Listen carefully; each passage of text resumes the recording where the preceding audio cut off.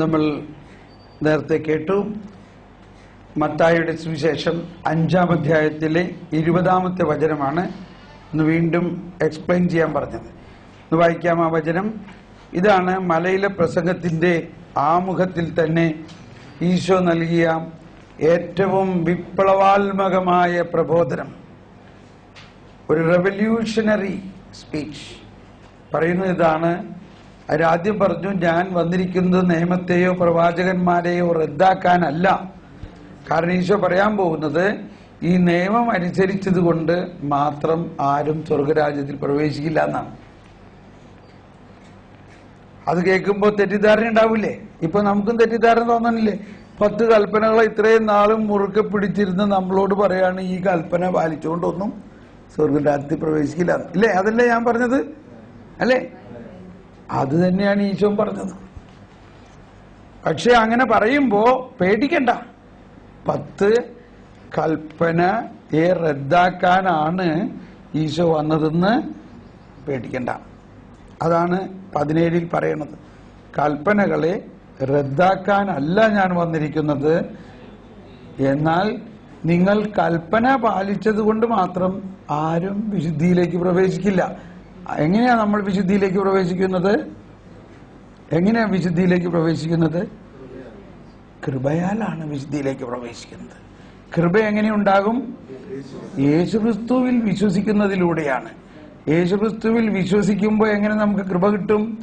യേശുക്രിസ്തു രക്തം ചിന്തി പാപത്തിന് പരിഹാരബലി ചെയ്തത് നമ്മുടെ കൃപയ്ക്ക് വേണ്ടിയാണെന്ന് വിശ്വസിക്കുന്നതിലൂടെയാണ്. യേശു എന്ന ആ വ്യക്തിയുടെ പരസ്യ ജീവിതത്തിൽ കൃപ കിട്ടാൻ പോണില്ല. എങ്ങനെയാ കൃപ കിട്ടുന്നത്? രക്തം വഴിയുള്ള പാപപരിഹാര ബലിയിൽ നിന്നാണ് കൃപ കിട്ടുന്നത്. അപ്പൊ യേശുക്രിസ്തുവിൽ വിശ്വസിക്കുക എന്ന് പറയുന്നതിന്റെ അർത്ഥം, യേശുക്രിസ്തു മനുഷ്യനായി അവതരിക്കുകയും നമ്മുടെ പാപങ്ങൾക്ക് വേണ്ടി പീഡ സഹിക്കുകയും നമ്മുടെ പാപങ്ങൾ ഏറ്റെടുത്ത്. അപ്പൊ ഈ പാപം എന്താണെന്ന് എങ്ങനെ മനസ്സിലായി? അതിനാണ് നിയമം വന്നത്. നിയമം വന്നത് എന്തിനാണ്? കൽപ്പന വന്നത് എന്തിനാണ്? പാപം എന്താണെന്ന് ബോധമുണ്ടാകാൻ. അതിൽ കൂടുതൽ ഈ കൽപ്പനകളിൽ നിന്ന് നമ്മളൊന്നും പ്രതീക്ഷിക്കരുത്.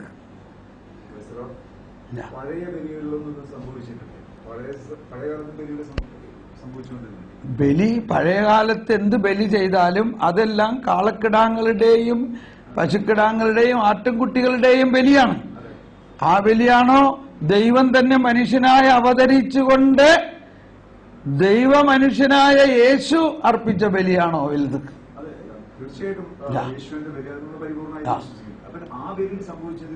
ആ ബലിയിൽ അതെല്ലാം ഈ വരാനിരിക്കുന്നതിന്റെ ഒരു സൂചനയായിരുന്നു, വരാനിരിക്കുന്നതിന്റെ നിഴൽ ആയിരുന്നു. അതെ, ആ കുഞ്ഞാടിന്റെ രക്തത്തിലൂടെ തെളിച്ചുവെങ്കിലും എല്ലാ വർഷവും അവർ കുഞ്ഞാടിനെ ബലിയർപ്പിക്കണില്ലേ? ഇവിടെ ഒരു കുഞ്ഞാടിനെ ഒരു പ്രാവശ്യം ബലിയർപ്പിച്ചപ്പോ അതെന്നേക്കുമായിട്ടുള്ള ബലിയായി മാറി. എന്ന് പറഞ്ഞാൽ യേശുക്രിസ്തു ആകുന്ന കുഞ്ഞാട്. അപ്പൊ ഈ യേശുക്രിസ്തുവിലൂടെ അർപ്പിക്കാനിരിക്കുന്ന ബലിയെക്കുറിച്ചുള്ള മനസ്സിലാക്കാനുള്ള ഒരു അവതരണമാണ് അതെല്ലാം. റിപ്പീറ്റ് അല്ല. യേശുക്രിസ്തു ആകുന്ന എന്തിനാണ് യേശുക്രിസ്തു ആണ് ഇനി കുഞ്ഞാടെന്ന് പറഞ്ഞത്? ആ കുഞ്ഞാടിലൂടെ അവർ പ്രതീക്ഷിച്ചിരുന്ന വിശുദ്ധീകരണം അതിന്റെ അത്യുന്നതമായ രീതിയിൽ യേശുക്രിസ്തുവിലൂടെ ലഭിക്കുകയാണ്. അവരെ എല്ലാ വർഷവും കുഞ്ഞാടിനെ ബലിയർപ്പിച്ചിരുന്നു, രക്തം തെളിച്ചിരുന്നു. എന്തുകൊണ്ടാണ് രക്തം തെളിക്കുമ്പോൾ വിശുദ്ധീകരണം നടക്കുന്നു എന്ന് വിശ്വസിക്കുന്നത്? രക്തം ദൈവത്തിൽ നിന്നാണ്. രക്തം വാർന്നൊഴുകി കഴിയുമ്പോൾ ജീവൻ. അപ്പൊ ജീവൻ നിലനിർത്തുന്നത് എന്തായിരുന്നു? രക്തം. അപ്പൊ ജീവൻ എവിടെ നിന്ന് വരുന്നു? ദൈവത്തിൽ നിന്ന് വരുന്നു. അങ്ങനെ രക്തം തെളിക്കുമ്പോൾ ദൈവത്തിന്റെ തന്നെ അംശം അല്ലെങ്കിൽ ദൈവീകത പകരുന്നതായിട്ടാണ്. പക്ഷേ എല്ലാ വർഷവും രക്തം തെളിച്ചിരുന്നു. എന്നാൽ ആ പ്രതീകത്തെ, അതൊരു പ്രതീകമായിരുന്നുവെങ്കിൽ അന്നും വിശുദ്ധീകരണം നടന്നിരുന്നുവെങ്കിൽ ഇതാ ഈ വചനം വായിക്കാം. എബ്രായ ലേഖനം 9-ാം അധ്യായം 13-14 വചനം. എബ്രായർ 9:13-14 വചനം പറയുന്നത്, കുഞ്ഞാടുകളുടെയും കാളക്കിടാങ്ങളുടെയും രക്തവും ഭസ്മവും തെളിച്ച് അന്ന് വിശുദ്ധീകരണം നടത്തിയിരുന്നെങ്കിൽ എങ്കിൽ എത്രയധികമായി കളങ്കമില്ലാത്ത ക്രിസ്തുവിന്റെ രക്തം ജീവിക്കുന്ന ദൈവത്തെ ശുശ്രൂഷിക്കുന്നതിനായി എത്രയധികമായി നിങ്ങളെ നിർജീവ പ്രവർത്തികളിൽ നിന്നും ശുദ്ധീകരിക്കുകയില്ല. അപ്പോ കാളക്കിടാങ്ങളുടെയും കുഞ്ഞാടിന്റെയും എല്ലാം രക്തമാണോ, കർത്താവ് ഈശോ മിശിഹായുടെ രക്തമാണോ യഥാർത്ഥ വിശുദ്ധീകരണം നടക്കുന്നത്? മനസ്സിലായല്ലോ.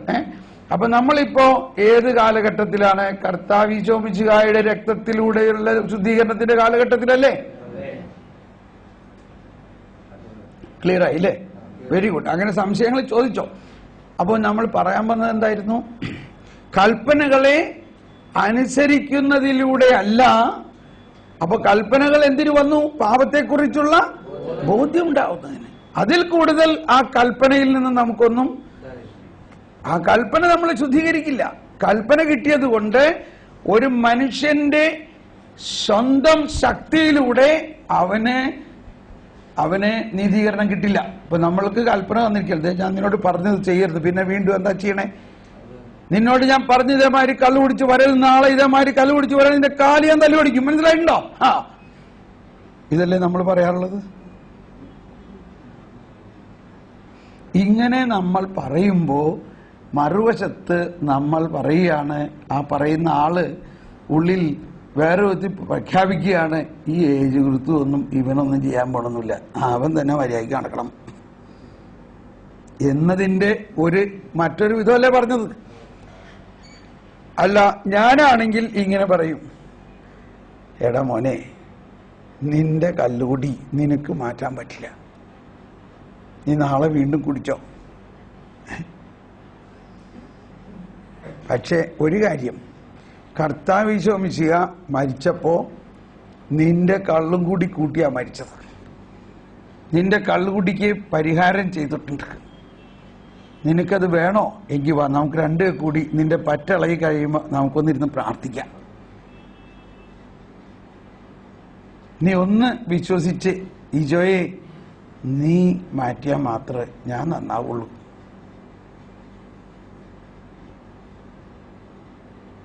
എന്ന് പറയുന്നതും മറ്റതുമായിട്ട് വ്യത്യാസമുണ്ടോ? വ്യത്യാസമുണ്ടോ? ഇപ്പൊ നമ്മൾ എന്താ പ്രഖ്യാപിക്കുന്നത്? യേശു ക്രിസ്തുവിൽ വിശ്വസിക്കുന്നു. യേശു ക്രിസ്തു ഇവനെ രൂപാന്തരപ്പെടുത്തും എന്ന് ഞാൻ വിശ്വസിക്കുന്നു. അവൻ വിശ്വസിക്കുന്നില്ലെങ്കിലും ലാസർ ചീഞ്ഞു നാറി കിടക്കണു. പക്ഷെ ആര് വിശ്വസിക്കുന്നു? ലാസറിന്റെ പെങ്ങൾ വിശ്വസിക്കണു. 4 പേരെ തളർവാദ രോഗിയായ ഒരാളെ 4 പേർ ഏറ്റെടുത്തു കൊണ്ടുവന്നിരിക്കണു. തളർവാദ രോഗിക്ക് വിശ്വാസമില്ല, അവൻ തളർന്നു കിടക്കുകയാണ്, അവന്റെ ഞരമ്പുകൾക്കൊന്നും ചിന്തിക്കാനുള്ള ശക്തിയില്ല. എന്നാൽ ഈ 4 പേര് കൂര പൊളിച്ചവന് താഴെ ഇറക്കുമ്പോ കർത്താവ് നോക്കുമ്പോ കാണുന്നത് 8 ബൾബുകൾ, 4 പേരുടെ കണ്ണുകൾ ഇങ്ങനെ ജ്വലിച്ചു നിൽക്കണം. ആ കണ്ണോട് കണ്ണ് അവരിങ്ങനെ നിൽക്കുകയാണ്. ആ കർത്താവേ, ഞങ്ങൾക്ക് നല്ല വിശ്വാസമുണ്ട്, ഇപ്പൊ നീ അവരെ സുഖപ്പെടും, നല്ല വിശ്വാസം കാണിച്ചു കൊടുക്കുന്നു. എന്തായിരിക്കുന്നത്? അവരുടെ വിശ്വാസം കണ്ടിട്ട് കർത്താവ് തളർവാദ രോഗിയോട് പറഞ്ഞു. എന്തു പറഞ്ഞു? ആരെങ്കിലും ഒന്ന് പറഞ്ഞേ, എന്തു പറഞ്ഞു? കണ്ടോ? നിന്റെ പാപങ്ങൾ ക്ഷമിക്കപ്പെട്ടിരിക്കുന്നു, കിടക്കരുത്. പക്ഷെ വേറെ ഒരു വാക്ക് കൂടി പറഞ്ഞു. കണ്ടോ? അതാരും നിങ്ങൾ പറഞ്ഞില്ലല്ലോ, നിങ്ങൾ ആരും അത് പറഞ്ഞില്ലല്ലോ. എന്താ പറഞ്ഞേ? എന്താ പറഞ്ഞേ? ചിന്തിച്ചു നോക്കിയേ. ഇതാണ് സുവിശേഷം വായിക്കുമ്പോ നമ്മൾ മുഴുവനും വായിക്കല്ല എന്ന് പറഞ്ഞത്. എന്ത് പറഞ്ഞു? ഒറ്റ വാക്ക്, മകനേ. എന്ത് പറഞ്ഞു? അപ്പൊ ഇവൻ മഹാപാപിയാണ്. പക്ഷെ പാപിയാണോ മകനോ? എന്താ ആദ്യം പറഞ്ഞു? അവൻ മകനാണ്. മകനാണെങ്കിലും അവൻ പാപിയാണെങ്കിലും അവന്റെ മകൻ സ്ഥാനം പോകുന്നുണ്ടോ? ഇതൊക്കെ ഭയങ്കര രഹസ്യമല്ലേ? മകനേ, നിന്റെ പാപങ്ങൾ ഞാൻ ക്ഷമിച്ചു. അപ്പോൾ ഉടനെ ഫരിസേയര് പ്രൊട്ടസ്റ്റ് ചെയ്തു, ഇവൻ ആരാ പാപം ക്ഷമിക്കാൻ? അപ്പൊ ഇതാണ് ഇതിനിടയിൽ പറഞ്ഞോട്ടെ, ഞാൻ പല പ്രാവശ്യം പറഞ്ഞതാണ് എങ്കിലും വീണ്ടും പറയാണ്. അതായത് ഫരിസേയരുടെ നിയമത്തിൽ ക്ഷമ എന്ന ഒന്ന് ഇല്ല. നിയമവും ശിക്ഷയും. ഏതുപോലെ നമ്മുടെ നീതിന്യായ കോടതിയിൽ നമ്മൾ എന്തിനാ പോണത്? കേസ് കൊടുത്തു, നമ്മളെ കൊണ്ടുപോയി വാദിക്കും. എന്തിനാ? എന്ത് ശിക്ഷ കിട്ടും എന്നുള്ളതാണ്. അത്രയുള്ള പ്രശ്നം. ഇന്ന നിയമത്തിന് ഇന്ന ശിക്ഷ. അവസാനം പ്രസിഡന്റിന്റെ അടുത്ത് പോയാലേ ക്ഷമ കിട്ടുള്ളൂ. എന്നാൽ നമ്മുടെ കർത്താവ് എല്ലാ ദിവസവും പ്രസിഡന്റുമായിരിക്കാം, എല്ലാവരോടും പ്രസിഡന്റിന്റെ മാതിരി കരുണ കൊടുക്കുകയാണ്. കർത്താവ് പറഞ്ഞു, നിന്റെ പാപം ക്ഷമിക്കപ്പെട്ടിരിക്കുന്നു. അവരെല്ലാവരും ആകെ ഇവൻ ആരാണ് ക്ഷമിക്കാൻ? അപ്പൊ നമ്മൾ പറഞ്ഞ പോയിന്റ്, പാപിയായ ഒരുവനെ ആ പാപത്തിൽ നിന്ന് മോചിപ്പിക്കാൻ അവന് വിശ്വാസമില്ലെങ്കിലും മറ്റ് വിശ്വാസമുള്ള 4 ആളുകള് അവനെ കർത്താവിലേക്ക് ഉയർത്തിയപ്പോൾ കർത്താവിലുള്ള വിശ്വാസം കാരണം അവന്റെ പാപം ക്ഷമിക്കപ്പെട്ടു. ഇതാണ് ക്രിസ്തീയത എന്ന് പറയുന്നത്.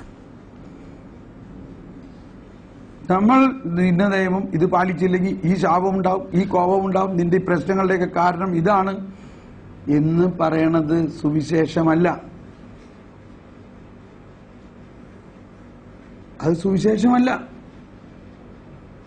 മറിച്ച് നിന്റെ പാപം കടുംചുവപ്പാണെങ്കിലും ഞാൻ നിന്നെ ശിക്ഷിക്കാനല്ല വന്നിരിക്കുന്നത്. ഇന്നത്തെ വായന അതാണല്ലോ. ഇന്നത്തെ വായനയിൽ അത് പറയുന്നുണ്ടല്ലോ.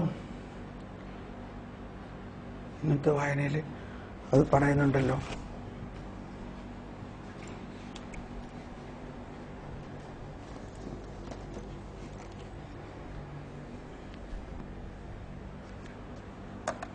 ഞാൻ രാവിലെ